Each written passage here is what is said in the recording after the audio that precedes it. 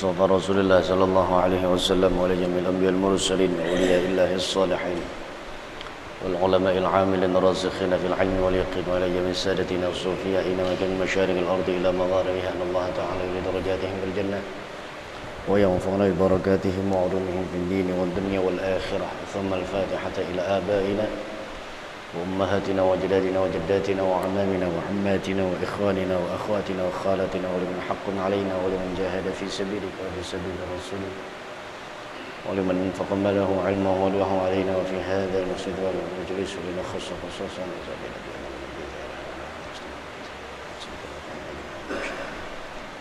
ولأصحاب الحقوق علينا ولمعلمين في الدين أن الله تعالى يتغشانا ويتغشاهم بالرحمة والمغفرة وأن يرزقنا السلام والصحة والعافية لدوام الاستقامة سهلة والنجاة والرحمة وحسن الخاتمة بجاه حبيب الله صلى الله عليه وسلم.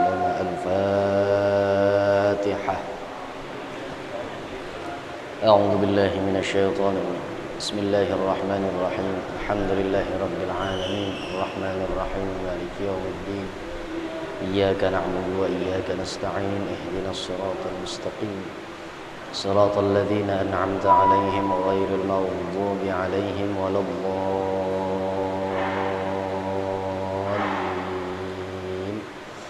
آمين يا مجيب السائلين.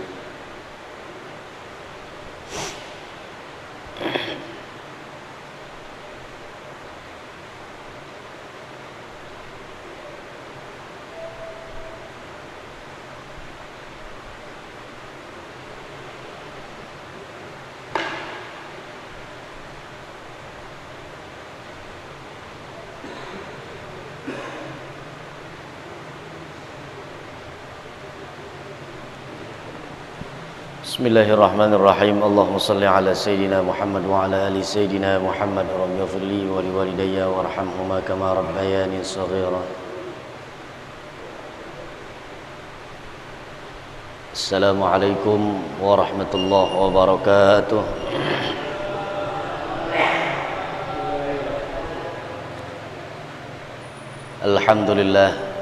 Alhamdulillahi rabbil alamin wa bihi nasta'in ala umuri dunya waddin. Wassalatu wassalamu ala asyrafil anbiya'i wal mursalin sayyidina Muhammadin wa ala alihi wa ashabihi ajma'in. Subhanaka la ilma lana illa ma 'allamtana innaka antal alimul hakim. Allahumma rzuqna fahman nabiyyin wa hifdzal mursalin wa ilhamal malaikatil muqarrabin برحمتك يا أرحم الراحمين آمين يا رب العالمين. Amma ba'du, ma'asyiral muslimin, Bapak Ibu, para jamaah sekalian, para pecinta ilmu, para pecinta ibadah, mudah-mudahan kita senantiasa mendapatkan limpahan rahmah, berkah dan maghfirah dari Allah Subhanahu wa taala. Bersyukur kepada Allah Subhanahu wa taala dengan sama-sama kita memperbanyak kalimat tahmid alhamdu.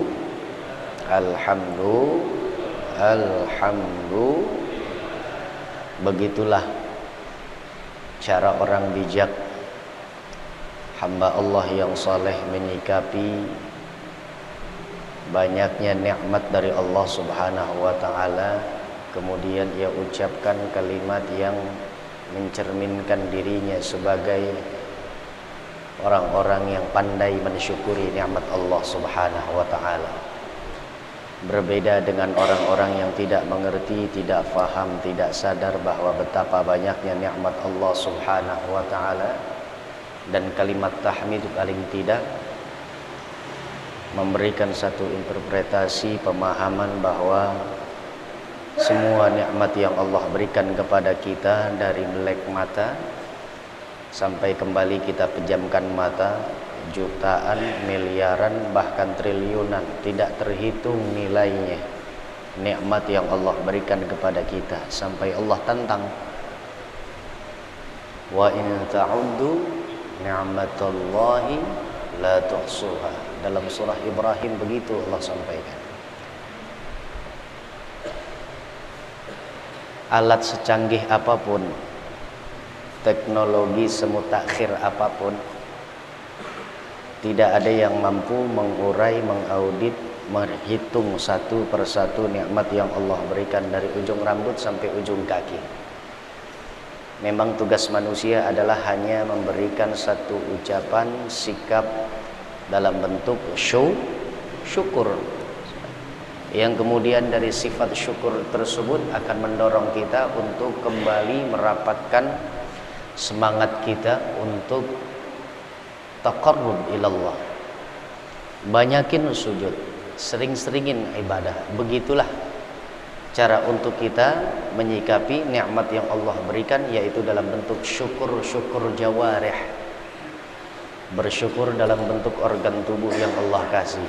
Panjang usia, sehat badan, cara mensyukurinya adalah terus ibadahi Allah. Jangan sekutuhi Allah. Jangan adakan dalam kehidupan kita tandingan-tandingan untuk Allah. Kita berdoa mudah-mudahan Allah Subhanahu wa taala terus memberikan istiqomah, sehat wal afiah untuk kita, dan mudah-mudahan sampai mati nilai iman, Islam, hidayah dan taufik dan semangat kita beribadah kepada Allah insyaallah terus bersemayam sampai tapal batas akhir kehidupan kita. Amin ya rabbal. Para jamaah sekalian yang dimuliakan Allah Subhanahu wa taala, yuk sama-sama kita memulai kajian kita pada malam hari ini dengan mengawalinya melalui proses tahsinul Fatihah. Silahkan dibuka surah Al-Fatihahnya masing-masing.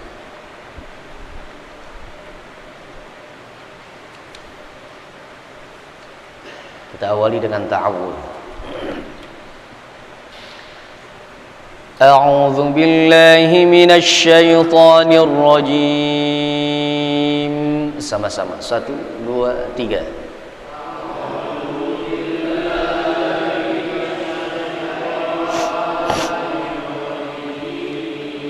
بسم الله الرحمن الرحيم.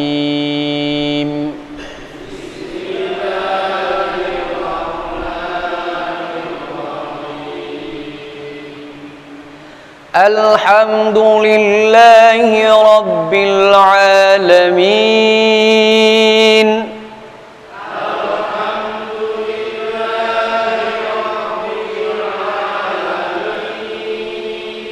الرحمن الرحيم.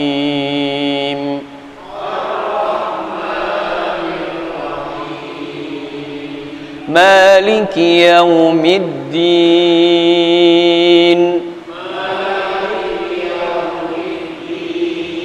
إياك نعبد وإياك نستعين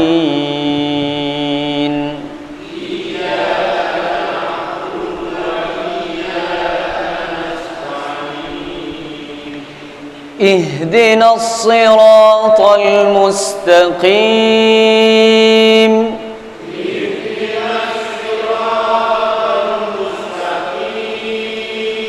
صراط الذين أنعمت عليهم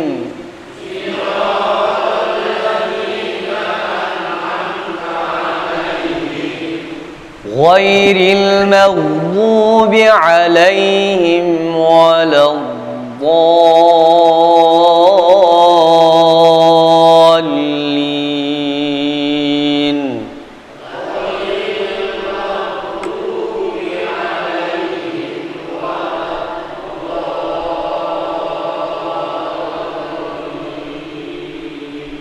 آمين يا مجيب السائلين. Ya. Kita langsung masuk kepada makra bacaan kita, yaitu pada surah Al-Baqarah. Surah Al-Baqarah ayat berapa?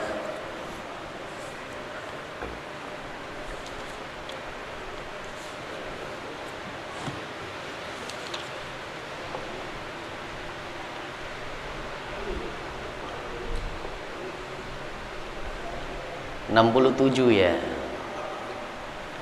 6465.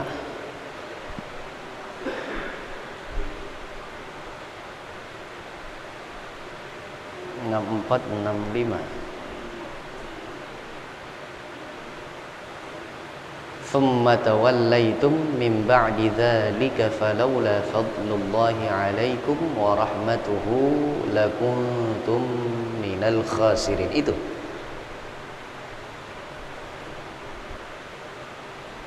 pembahasan tentang tafsir ayat 65 sudah. 67 yang 65 66 itu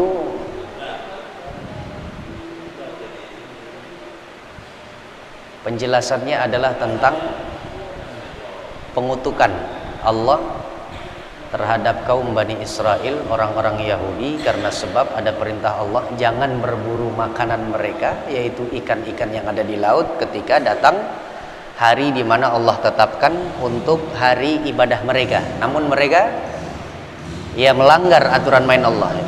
Itu sudah ya? Sudah. Berarti sekarang 67. Silahkan dibuka surah Al-Baqarah ayat 67. Sampai kemarin kita juga membahas tentang kutukannya Allah berupa kera, monyet. Ya. Baik, itu berarti 65, 66. Sekarang 67. Silahkan dibuka surah 67.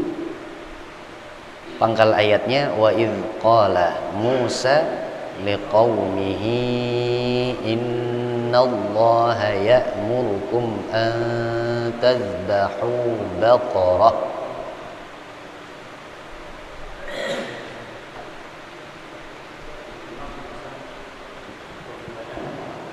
Berapa?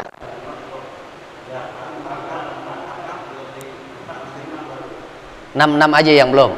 Oh, 66-nya belum.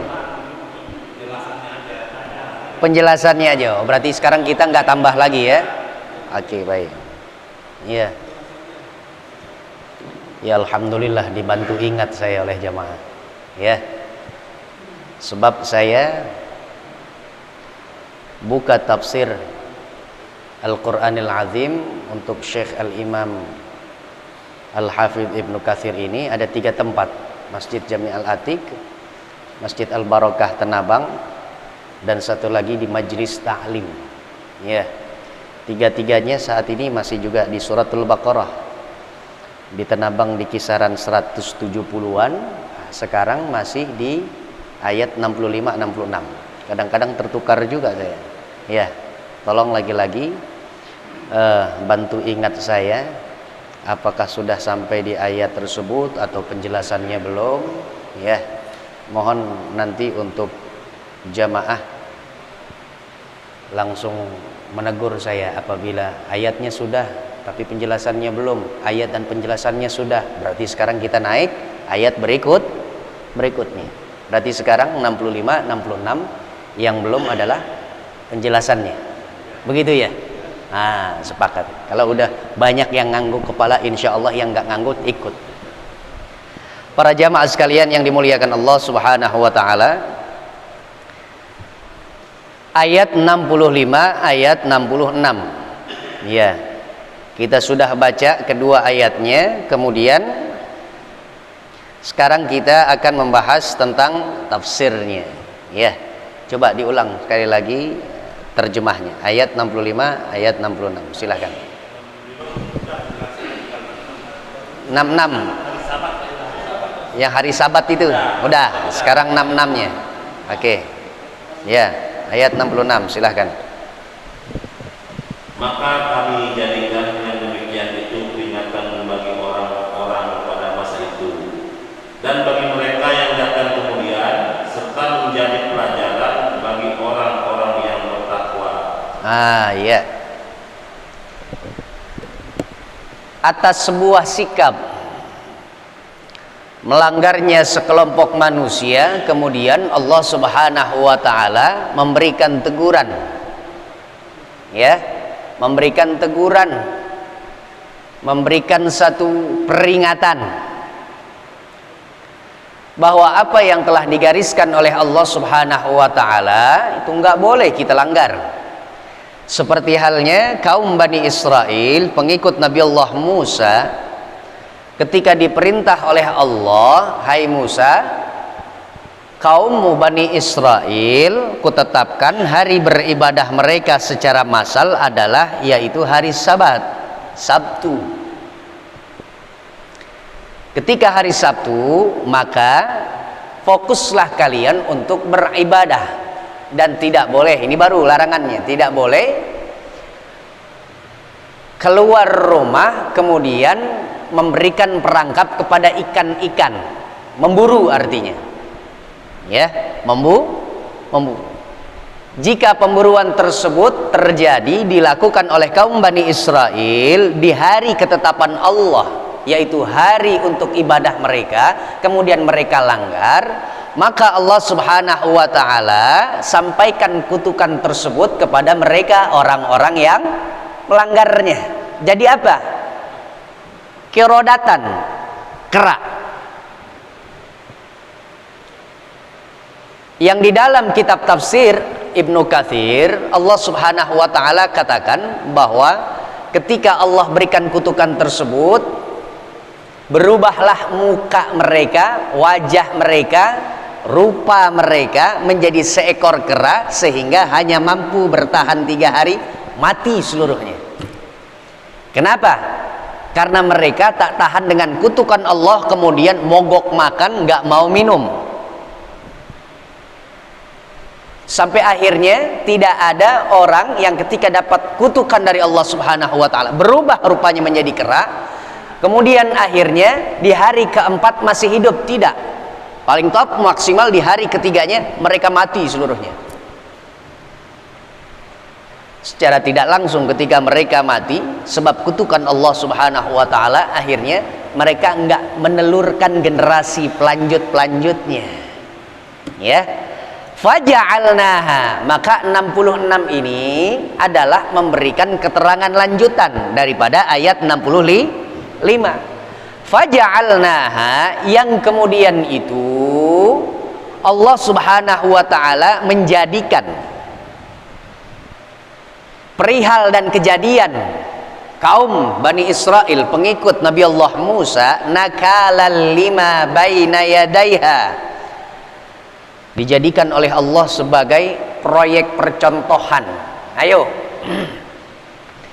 siapa yang mau melanggar lagi apa yang telah kutetapkan, siapa yang ingin nampik lagi dari ikrar yang mereka sudah sebutkan, mereka yang sudah lafazkan, maka silahkan saja bahwa inilah dia akibat dari sebuah sikap yang melanggar aturan main Allah Subhanahu wa taala. Artinya adalah peringatan tersebut dijadikan oleh Allah Subhanahu wa taala untuk dua generasi. Generasi yang saat itu melihat, menyaksikan ikrarnya kaum Bani Israel di hadapan Allah Subhanahu wa taala dan ketetapan Allah di hari Sabtu tidak boleh berburu, hari ibadah untuk kaum Bani Israel pengikut Musa. Baik hari itu yang mereka yang menyaksikan, atau wa ma khalfaha, di generasi yang selanjutnya, orang-orang yang hidup di belakangnya.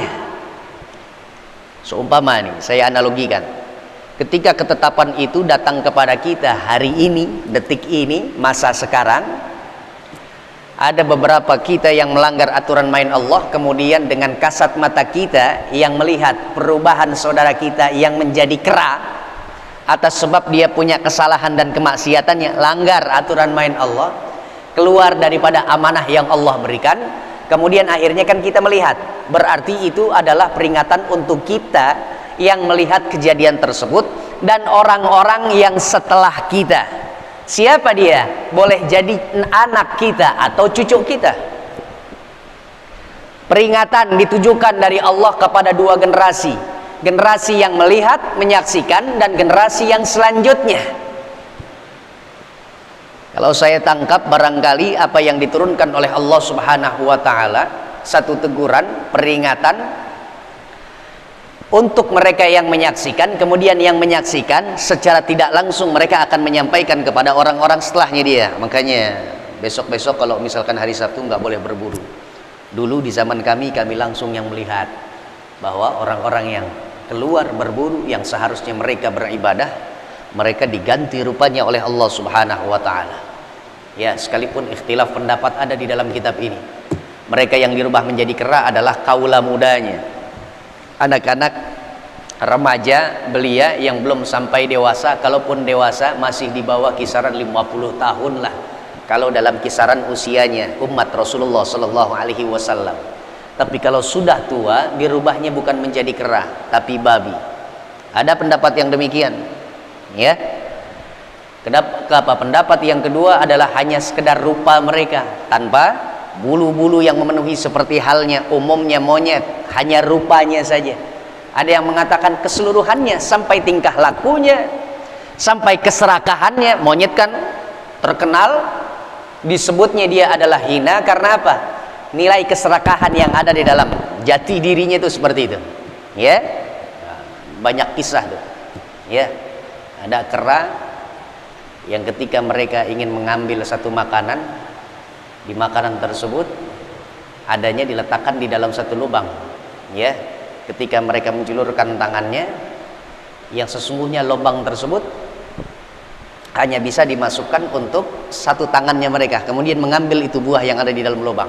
Tapi kemudian dia ambil lebih untuk satu kepalan tangannya sampai dia masuk ke dalam lubang tersebut. Keluar dia mau ambil semuanya dan badan-badannya nggak akan pernah mungkin bisa, tapi dia terus coba, akhirnya mati dalam lubang tersebut. Seyogianya dia ambil saja satu, kemudian dia bawa keluar, dia makan, kemudian habis baru diambil lagi, ya, terus diulang-ulang, dia nggak akan mati. Karena keserakahannya demikianlah, nggak beda dengan manusia. Berapa banyak di antara kita karena keserakahan kita, ketamakan kita, rakusnya diri kita terhadap apa yang Allah Subhanahu wa taala parukan, 1, 2 cukup, diambilnya 4 dulu, ditimbunnya. Alladzi jama'a malau wa'addadah yahsabu annama lahu. Orang pengumpat kan demikian, orang yang suka menghimpun, mengumpulkan barang kemudian dihitung-hitungnya, serakah sudah. Iyyakum wat-tama'. Waspadai di antara kita, hidup kita adanya sifat tindakan toma, rakus, ya.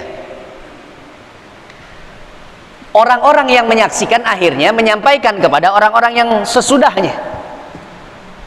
Makanya jangan sampai serakah. Waktunya ibadah kita ibadah, ya. Dua generasi yang diperingatkan oleh Allah Subhanahu wa taala. Kemudian wa mau'izatan lil muttaqin. Adapun i'tibar, pelajaran, pasti akan mengambil intisari dari kisah dan tragedi tersebut hanyalah mereka orang-orang yang bertakwa. Jadi kehidupan orang bertakwa mudah saja kalau kita pengen cirikan, Pak. Cirinya orang-orang bertakwa itu melihat satu tragedi yang harusnya dia ambil menjadi i'tibar, pasti dia ambil menjadi i'tibar, menjadi pelajaran. Peringatan untuk dua kelompok, untuk pelajaran Allah sampaikan di sini hanya untuk orang-orang yang bertakwa. Ada iman kepada Allah, percaya dengan kitab-kitab Allah, ikut kepada Nabi dan Rasul yang Allah utus. Itulah dia ciri dan tanda orang-orang bertakwa. Sampai kemarin saya berikan klasifikasi ya. Setiap musibah datang, nggak bisa orang yang ahli maksiat mengklaimnya bahwa musibah ini datang memberikan ujian untuk saya. Ujian dari mana? Masuk sekolah enggak, ikut ujian. Musibah datang, tiga ya. Kemarin sampaikan tiga. Musibah datang dari Allah Subhanahu wa taala untuk orang beriman, menguji kesabarannya, itu adalah ujian. Untuk meningkatkan kualitas dia punya sabar, dia punya tabah biar naik kelas, tuh orang-orang yang diuji oleh Allah adalah orang beriman. Titik. Yang kedua, teguran. Musibah datang sebagai penegur, untuk peringatan. Bagi siapa? Yang kadang-kadang taat kepada Allah, kadang juga lalai dari perintah Allah, nggak dikerjain perintah Allah. Boleh jadi kadang-kadang dia taat dengan larangan Allah untuk dia hindarkan, tapi juga dia lakonin tuh apa yang sesungguhnya diharamkan oleh Allah Subhanahu wa taala.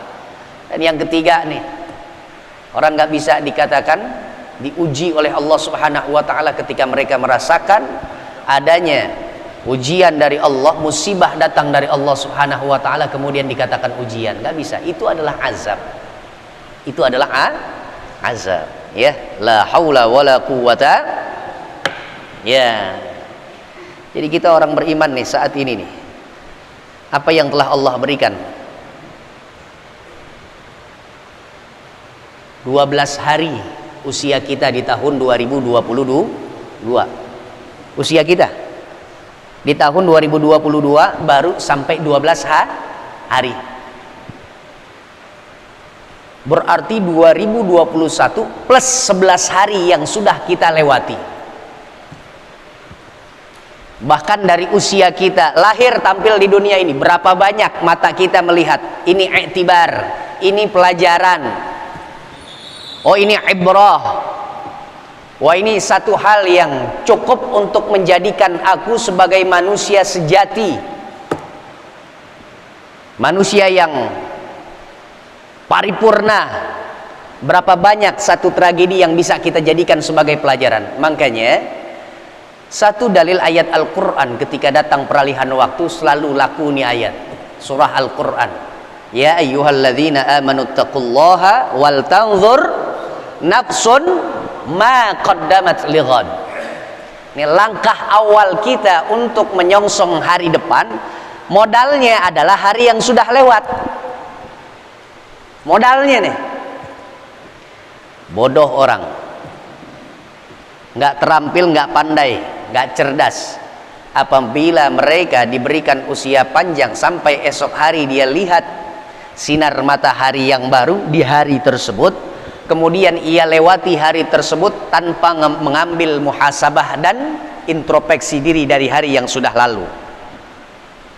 Makanya di dalam pujangga Arab mengatakan mamadhafat, apa yang telah lalu biarlah berlalu. Kalaupun harus kita tengok masa yang lampau, hanya satu syaratnya. Apa dia? Jadikan itu sebagai muhasabah diri, ya. Kalau kita berkendaraan kan ada kaca yang menghadapnya ke belakang. Apa namanya? Spion. Sekarang saya lihat. Bapak lihat, ibu lihat, jamaah melihat. Kalau orang berkendaraan, kira-kira mana lebih banyak? Ia pandang hadapan depan atau dia pandang spion yang ke belakang terus? yang ke depan. Kalau terlampau kita fokus kepada yang belakang, maka yang di depan pun akan menjadi celaka untuk kita. Betul? Begitu juga sebaliknya, berkendaraan ada spion kita, fasilitas untuk melihat arah belakang kita yang kita nggak mampu menolehnya pada saat berkendaraan, apalagi kecepatan tinggi. Disediakannya spion agar pada waktu-waktu kita membutuhkan itu pandangan di belakang, umpama ya kita pengen melipir ke kiri, saat itu jalur kita ada di kanan, begitu ingin melipir ke kiri, paling tidak kita lihat spion sebelah kiri kita kosong, berikan sen ke kiri, baru melipir ke kiri, memberikan tanda, oh di belakang yang tadi jalanan itu sudah saya lampaui dengan dinamika kendaraan yang ke kanan kadang ke kiri dengan kecepatan yang kadang rendah kadang tinggi, kosong, saya berikan sen. Untuk apa? Memberikan informasi kepada yang belakang, saya ingin melipir, jangan dulu potong dari sebelah kiri. Kecuali mama mau belok kanan, yang dikasih sen kiri, jatuh. Begitu jatuh, yang ngomel siapa? Yang mama. Oh, mama zaman sekarang tuh, masya Allah. Mama yang bukan di sini di Kampung Melayu, tapi yang ada di sono di luar Kampung Melayu. Alhamdulillah. Aslinya orang mama Kampung Melayu tapi lagi ngontrak di yang di sono maksudnya. La haula wala quwata. Wal tanzur nafsun ma qaddamat lighad. Kalaupun harus melihat ke belakang, modalnya itu adalah untuk kita muhasabah. Tujuannya adalah untuk muhasabah. Insyaallah. Hadis Rasulullah sallallahu alaihi wasallam, al-kayyis man dana nafsahu wa amila lima ba'dal maut. Orang cerdas itu dalam versi dan kacamata Rasul adalah mereka orang-orang yang setiap harinya. Jadi kalau muhasabah itu, maaf ya, barangkali secara massal biasa kita lakukan setiap pergantian tahun, baik yang Masehi maupun yang Hijri, baik yang miladiyah atau yang hijriyah. Tapi sesungguhnya konsep untuk kita muhasabah diri itu adalah setiap waktu, Pak. Setiap waktu. Sebab waktu yang saat ini kita miliki, yang saat ini kita sedang jalankan aktivitas dan kegiatan kita, udah berapa banyak itu barangkali ada dosa kita kepada Allah, dosa kita secara jalinan manusia yang sudah lewat, sudah apa ya, sudah bermenit-menit yang lalu, sudah berjam-jam yang lalu, tapi nggak langsung kita renungi, sehingga apa, datang lagi kesalahan yang sama di waktu yang ada di depan, di masa mendatang. Makanya orang cerdas itu kata Nabi adalah yang setiap waktunya dia harus muhasabah diri. Karena sayang dengan anak beliau, baginda Rasul selalu berpesan kepada Sayyidah Fatimah, wahai putriku sayang, jangan sampai engkau berani tidur, pejamkan mata, istirahatkan badan, kecuali setelah engkau bermuhasabah diri. Satu hari itu apa saja yang sudah engkau lakukan, satu hari tersebut apa saja yang telah engkau langgar aturan main Allah, satu hari tersebut siapa saudaramu yang kau sakiti dengan lidahmu, satu hari tersebut apa karyamu yang karya tersebut membuahkan manfaat untuk orang banyak. Nah itu, jadi kita menjadi hakim untuk diri kita sendiri ya, mumpung di dunia kan begitu ya, hasibu qabla an tuhasab, hisab diri kita sebelum nanti kita yang akan dihisab. Di dunia alhamdulillah kita yang punya diri, kita yang hisab diri kita, boleh jadi kita sendiri yang memberikan hukumannya atas diri kita. Tapi nanti kalau kita nggak sering-sering muhasabah diri, waktunya Allah yang akan hisab kita, yang akan menghisab kita bukan lagi diri kita. Siapa? Udah Allah subhanahu wa ta'ala yang memberikan hukuman. Apakah diri kita? Enggak, Allah langsung ya. Jadi mumpung di dunia, banyak-banyak hisab di diri. Orang bertakwa tuh begitu, selalu ngambil pelajaran. Mamadhafat, apa yang telah berlalu biarlah berlalu. Wal muammalu ghaib, adapun waktu yang akan datang, masa yang ada di hadapan kita penuh dengan misteri. Gak ada yang tahu manusia bakalan jadi apa dia besok. Kan begitu? Kalau hari ini kita masih pakai sorban, hari ini kita pakai peci, hari ini kita pakai pakaian koko, pakaian muslim, hari ini kita masih berjamaah, alhamdulillah, nggak ada di antara kita yang punya jaminan sampai besok subuh kembali lagi jamaah, datengin lagi al-atik, nggak ada jaminan, wallahi. Begitulah penggambaran dari Rasulullah Shallallahu Alaihi Wasallam, badiru bil a'mali fitanan. Bersegeralah kalian untuk perbanyak ibadah di zaman penuh tebaran fitnah. Bukan tebaran paku di jalan, tebaran fitnah. Lebih daripada paku di jalan. Fitnah lebih lancip daripada paku payung yang nancep ban kita. Kadang-kadang kalau kita dengar, oh jangan lewat jalan sono, tebaran pakunya, Masya Allah, takut kita. Tapi berapa banyak nih hadis dari Rasul yang mengatakan akhir zaman fitnah tuh paling banyak. Paling top kalau kena ban kita, paku payung bocor, cari tukang tambal ban pinggir jalan, dia selesai, alhamdulillah bisa jalan lagi. Kalau kena fitnah akhir zaman, sekali kita udah oleng, entah mampu apa enggak kita bangkit lagi. Fitnah akhir zaman ngeri, Pak. Kaqita'im minal laili muzlimah. Sebab fitnah akhir zaman sifatnya adalah melihat fitnah akhir zaman itu bagaikan melihat jarum yang berwarna hitam di malam hari dengan pekatnya kegelapan di atas batu hitam pula. Ya ilaha illallah. Kadang kita nyari kunci sampai teriak-teriakan, anak bini kita salahin. Kunci papa mana nih? Kunci papa mana nih? Kadang kita suka begitu, Pak, terbatas mata kita. Saya punya guru tuh kadang-kadang nyampein begitu.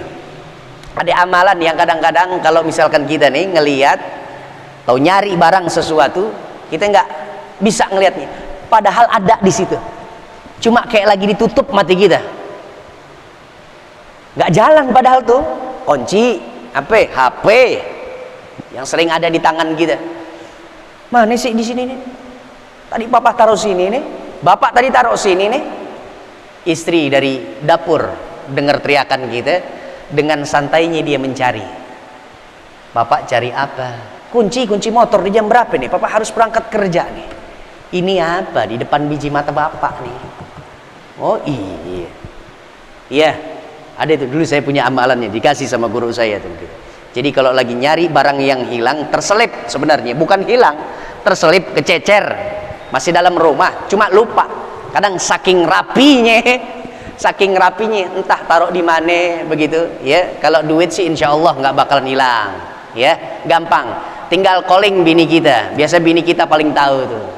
Ya. Sampai yang pakaian kita dalamnya ada kantong-kantong, masih ada duitnya, ya. Recehan belanja 5.000, ngasihin uang 100.000, kembalian masih 95.000. Pengen dicuci. Tuh. Mah, masih ada nggak kembalian tuh? Ada, Pak. Nih mamah tadi pengen cuci nih, ada tuh. Kecuali duit sial deh. Ya, duit sial yang emang sengaja. Makanya cari bini yang pinter nyari duit. Ya, insya. Kalau lagi kehilangan, saya dulu dikasih itu amalannya itu. Baca ini, kemudian rutinin, lazimin, baca. Sebab nanti pada saat kita mencari sesuatu, bukan kita lagi yang menggerakkan, tapi Allah Subhanahu wa taala. Tiba-tiba langsung aja kita dihantarkan ke tempat di situ, tempat kita naruh. La haula wala quwwata, la haula wala quwwata. Itu dia. Dah, insyaallah.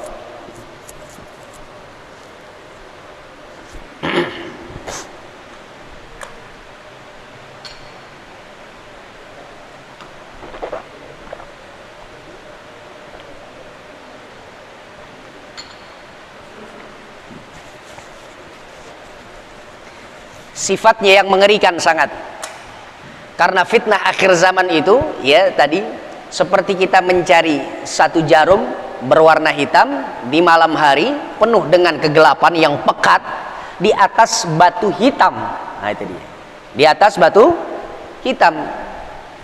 Jadi kalau sudah kita masuk fase akhir zaman tersebut, ya, bahkan digambarkan oleh Nabi ada seseorang yang berpagi hari dalam keadaan muslim, sore harinya dalam keadaan kafir, atau sebaliknya, sore hari dia masih dalam keadaan kafir, kemudian berpagi harinya secara tiba-tiba. Cara Allah mendatangkan hidayah itu dengan cara kun fayakunnya Allah. Fasilitasnya siapa? Wasilahnya seperti apa? Urusannya Allah subhanahu wa ta'ala. Sorenya dia masih kafir, sorenya dia masih senang minum minuman keras, dia main perempuan, dia judi untuk cari duitnya.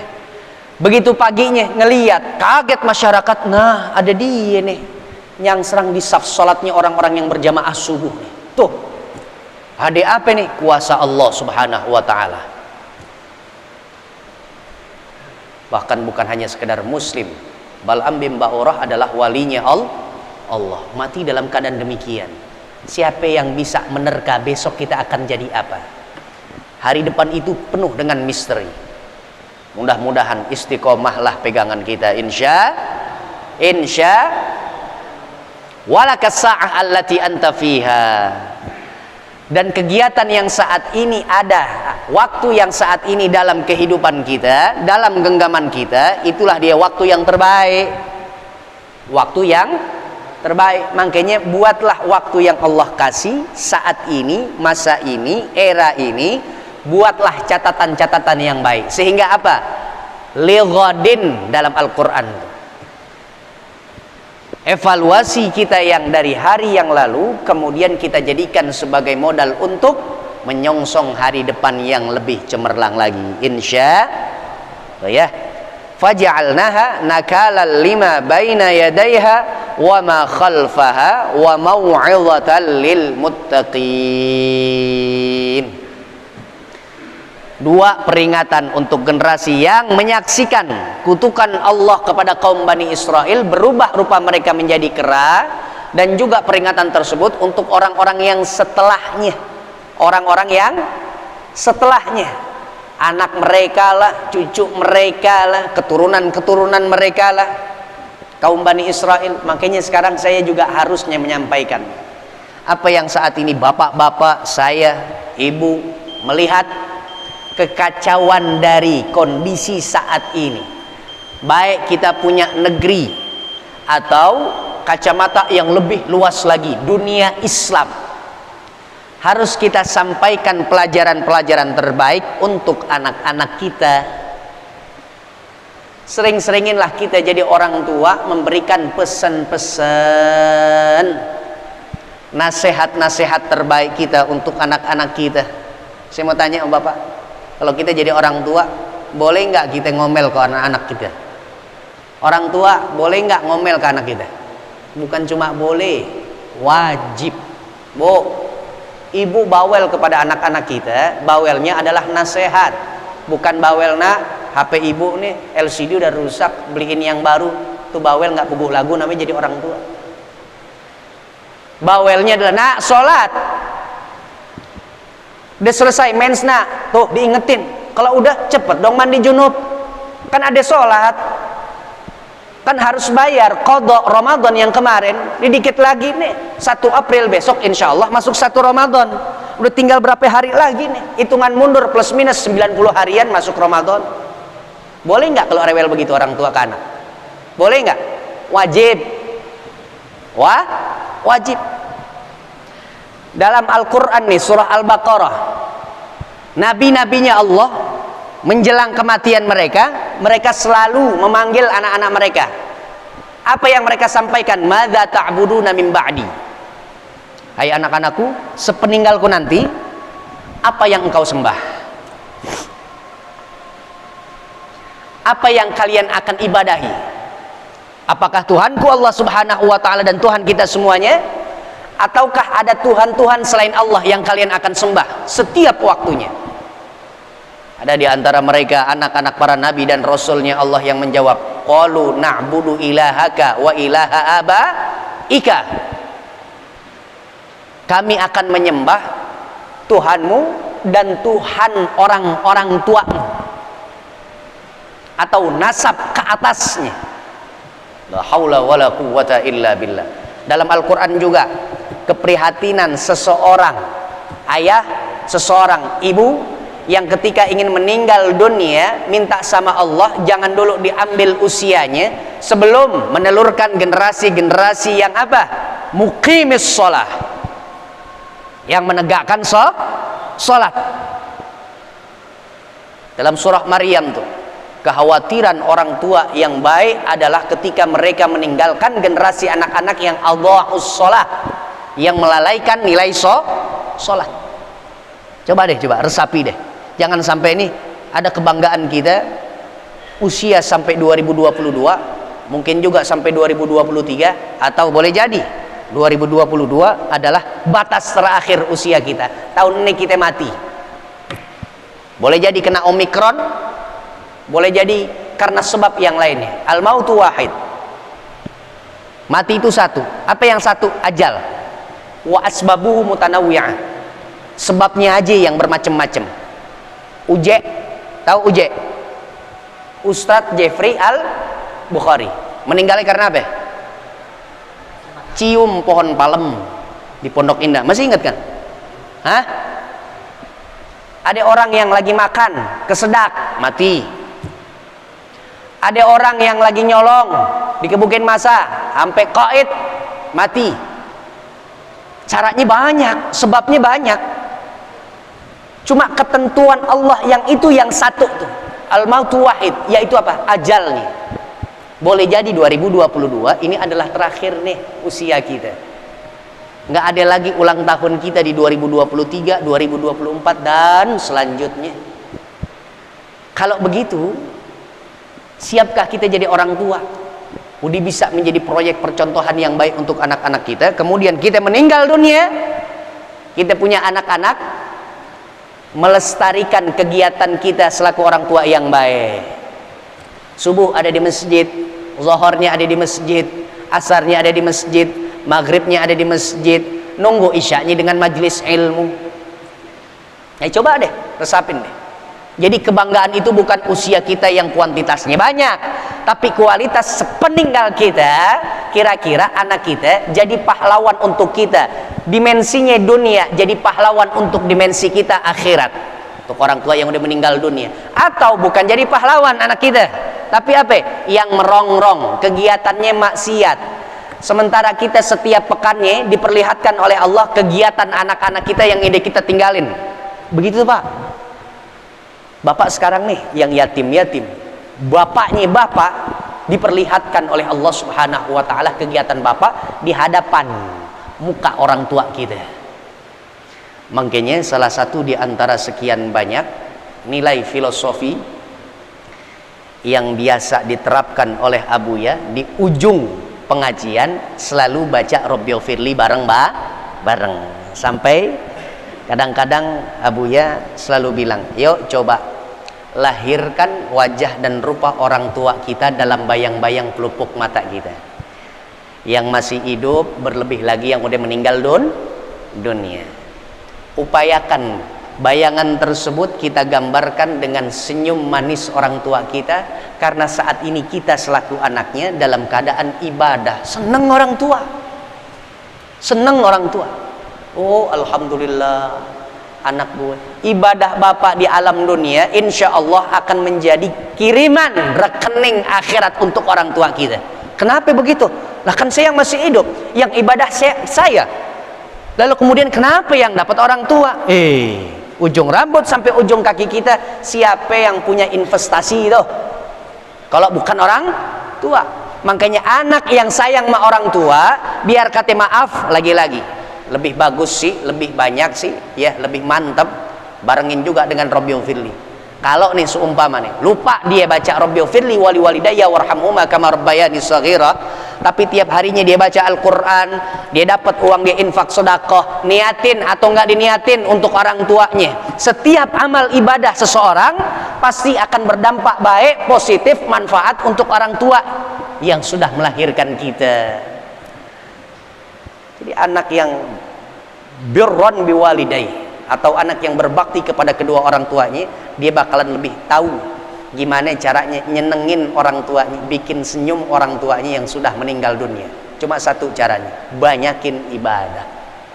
Atau sebaliknya, kalau pengen bikin petaka untuk orang tua kita yang sudah di alam baka, yang udah di alam barzahnya, di alam kuburnya, gampang. Ya, buat jelek-jelek, buat maksiat, langgar semua aturan main Allah Subhanahu wa taala. Dirundung duka tuh orang tua kita yang ada di alam barzah. Nauzubillah dzalik. Berarti besok baru 67. Ya. Tentang perintah Allah Subhanahu wa taala untuk mencari tahu siapa pelaku pembunuhan. Pembunuhan siapa? Bukan pembunuhan yang ada di sinetron-sinetron nih. Pembunuhan seseorang yang kaya raya, hidup sendiri, nggak punya ahli waris, yang merongrong adalah saudara-saudaranya, kemudian meninggal dunia karena sebab pembunuhan. Begitu dilihat oleh Nabi Allah Musa ayat 67, 68, 69, 70, 71 sampai 74, 75, 73. Kalau untuk mengungkap siapa pelaku pembunuhannya, maka caranya adalah sembelihlah sapi. Ya, nah, ini menarik juga ini. Ceritanya menarik juga nih. Nanyanya banyak orang Yahudi, ngerjainnya enggak. Nanyanya banyak, ngerjainnya enggak. Itu salah satu mukjizat yang Allah berikan. Ya, kilasan secara generalnya, umumnya adalah dikasih oleh Allah. Ya, bocoran tips kalau mau tahu siapa pembunuhnya, sembelih hewan sapi yang betina, yang enggak sedang mengandung, yang warnanya kuning atau warnanya abu-abu, warnanya merah atau warnanya biru, warnanya hijau, apa yang warnanya putih. Begitu dikasih sama Allah, warnanya udah selesai, tulang belulangnya itu disuruh pukulkan ke mayit tersebut. Mayit tersebut seketika langsung bangun dan menyebutkan siapa pelaku yang membunuh dirinya. Dan kejadian itu jelas di mata orang-orang kaum Bani Israel. Perintahnya Allah, berhasil mereka menghidupkan orang yang sudah mati, tapi setelah itu kekufuran lagi lah yang dilakukan oleh Bani Israel. Berkali-kali, intinya berkali-kali Allah tampakin tuh kebesaran Allah Subhanahu wa taala, tapi orang Bani Israel tetap nyembahnya nggak mau cuma sama Allah doang, harus ada tandingan-tandingan Allah, nggak mau ikut main aturan main Allah. Na'udzubillah min dzalik. Bapak Ibu yang dirahmati Allah Subhanahu wa taala, tanggal 16 besok hari Minggu pagi, kebetulan Masjid Jami Al-Atiq bertepatan dengan BKS 3B. Penyelenggaraan sholat subuh gabungan sekecamatan Tebet. Dari beberapa pengurus ya juga sudah merapatkan ini, bahwa langsung juga kita barengin dengan peringatan Maulid Nabi besar Muhammad sallallahu alaihi wasallam yang Masjid Jami Al-Atiq belum sempat mengadakannya kemarin ya. Jadi pas di tanggal 16 Januari hari Minggu pagi subuh bertepatan dengan BKS 3B, sholat subuh gabungan sekecamatan Tebet.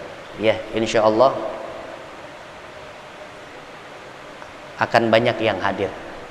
Namun yang saya inginkan, seperti halnya kegiatan-kegiatan Masjid Jami Al-Atiq, selalu sasaran kita itu secara khusus adalah untuk tetangga masjid, untuk orang Kampung Melayu 01, 02. Meskipun besok ini akan datang ramai, padat orang, ya. Yang saya inginkan, begitu juga mungkin beberapa orang menginginkan bahwa yang madati masjid ini insya Allah lebih banyak orang Kampung Melayunya ketimbang orang luarnya. Ya Pak, Bu, ya. Karena kalau bukan kita yang padatin setiap waktunya, atau hanya sekedar munasabah hari-hari besar Islam aja, siapa lagi kalau bukan kita memang orang asli Kampung Melayu. Masjid Al-Atiq nih Masya Allah, nilai karamahnya lebih. Kalau saya katakan masjid itu semuanya punya nilai kemuliaan, betul. Tapi khusus untuk Al-Atiq, saya ngerasain sendiri Masya Allah ya, la haula wala quwata. Oleh karenanya yuk ajak suami, istri, anak, mantu, cucu kita, orang-orang di sekitar kita, jamaah kita, tetangga kita, orang-orang yang ada di sekitar kita, kasih tahu. Mudah-mudahan nggak berubah tanggalnya ya. Coba betul nggak tanggal 16 itu hari Minggu? Iya, 16 itu hari Minggu. Iya. Konon saya dapat kabarnya juga bahwa yang akan menyampaikan hikmah fajarnya, mau'izah hasanah di munasabah momentum Maulid besok tanggal 16 Januari Minggu pagi adalah Ustadz Miladi Naqwa. Abangnya Ustadz Ahmad Zikrillah. Ustadz Miladi Nanang Kurniawa Wahab. Ya. Makanannya apa? Mudah-mudahan deh. Ya. Ada sesuatu yang bisa kita cicipin. Ya. Ya, kalau waktunya kebuli datang, insyaallah Allahumma barik lana fima razaqtana wa qina adzabannar. Kalau ada mandi, nasi mandi itu yang panjang-panjang enak. Allahumma barik lana fima razaqtana wa qina. Cuma pastel doang malontong. Allahumma barik lana fima razaqtana wa qina. Enggak ada sama sekali yang keluar air bening doang, enggak ada warnanya lagi. Allahumma barik lana fima razaqtana wa qina. Nanti perjalanan tahapan akhirat yang hadir Maulid besok insyaallah dikasih telaganya Nabi, wadi dari Rasulullah Shallallahu Alaihi Wasallam yang setiap kita ketika meminum itu air dari telaga tersebut la nazma'u ba'daha abada, nggak ada rasa kehausan lagi setelah itu. Ya, di dunia nggak dapat apa-apa, nggak keluar makanan, yang penting hadir Maulid. Ibadah tersebut insya Allah cukup untuk modal kita ngetuk pintu surganya Allah Subhanahu Wa Taala. Amin ya Rabbal. Baca Fatihah. Mudah-mudahan kampung kita selalu aman. Kita berdoa kepada Allah, mudah-mudahan sehat walafiat untuk kita, keluarga kita, jajaran rumah tangga kita, anak-anak kita. Kita berdoa kepada Allah, mudah-mudahan dijauhkan dari segenap mara bahaya, musibah, bala, wabah. Dan kita mohon kepada Allah, mudah-mudahan mati kita husnul khatimah. Semua hajat kita semuanya dikabul oleh Allah Subhanahu Wa Taala. Yang sedang buka warung, lagi geluti bisnis baru, mudah-mudahan Allah berikan kemakmuran dalam bisnisnya, perniagaannya Allah berikan sukses berhasil. Dan kita mohon kepada Allah, mudah-mudahan pendapatan kita bukan hanya sekedar penghasilan, tapi rizki yang halal, yang banyak, yang manfaat untuk infak dan sedekah. Ala hadhihi niyyah wa ala kulli niyatin salihah wa ila hadratin nabi Mustafa Rasulillah sallallahu alaihi wasallam. Al-Fatihah. Bismillahirrahmanirrahim. Alhamdulillahi rabbil alamin arrahmanir rahim maliki yaumiddin. Iyyaka na'budu wa iyyaka nasta'in. Ihdinas siratal mustaqim. Siratal ladzina an'amta 'alaihim ghairil maghdubi 'alaihim waladdallin. Amin ya mujibas sa'ilin. Bismillahirrahmanirrahim. Alhamdulillahi rabbil alamin. Allahumma salli ala sayyidina Muhammad wa ala ali sayyidina Muhammad. Allahumma inna nastaudi'uka ma 'allamtanahu wa ma hafidhnahu wa ma qara'nahu fardudhu ilaina 'inda hajatina ilaih. Bareng-bareng baca Rabbi ighfirli wa liwalidayya warhamhuma kama rabbayani shaghira. Rabbi ighfirli wa liwalidayya warhamhuma kama rabbayani shaghira. Rabbi ighfirli warhamhuma kama rabbayani shaghira. Rabbana atina fid dunya hasanah wa fil akhirati hasanah wa qina adzaban nar. Raditu billahi rabba. Ya Allah biha, ya Allah biha wa bi husnil khatimah. Ya Allah biha, ya Allah biha,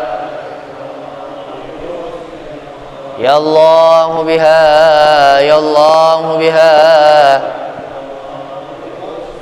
Bismillahilladzi la yadhurru ma'a ismihi syai'un fil ardi wala fis samaa'i wa huwas samii'ul 'aliim. Afdalu ma qultuhu ana wan nabiyyuna min qabli la ilaha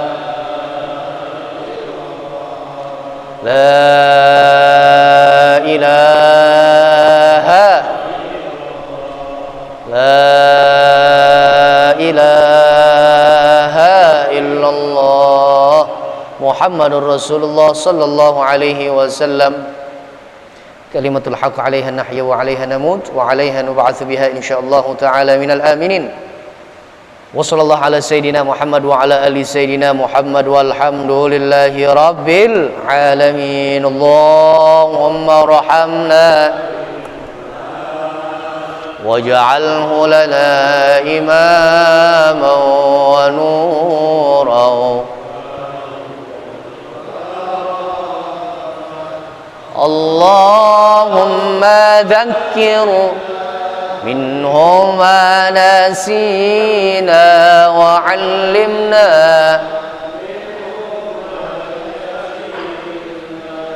warzuqna tilawatahu ana